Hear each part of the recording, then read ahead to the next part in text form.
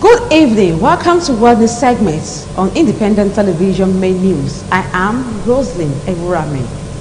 U.S. Secretary of State Antony Blinken has called on Israel and the Palestinians to take urgent steps to restore calm amid escalating violence.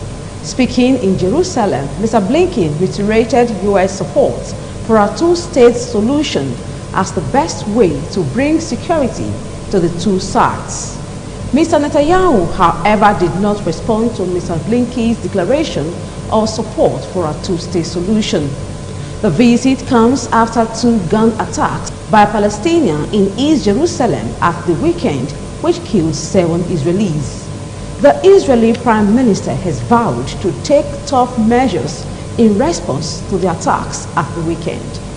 In another development, a nationwide strike is underway in France in a second wave of protest against President Emmanuel Macron's plans to raise the retirement age from 62 to 64.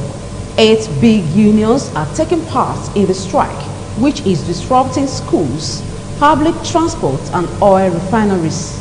The Macron's government is pushing ahead with the pension age reforms in the face of opinion polls that suggest 2/3 of voters are opposed to the changes, which begin their passage through National Assembly next week. Elsewhere, 5 policemen have been fired and charged with murder, while 2 others have been suspended as part of an investigation into the death of Tara Nicole in the U.S. Officials said 2 paramedics and driver who responded to the scene did not provide him with adequate care. Memphis Fire Department Chief Gina Sweet made this known without providing further details. Mr. Nicole died after 3 days in hospital on 10 January. And finally, on the world news, Liberia's President George Weah has announced that he is standing for re-election. Mr. Weah called on Liberians to renew for a second time the mandate they gave him 6 years ago.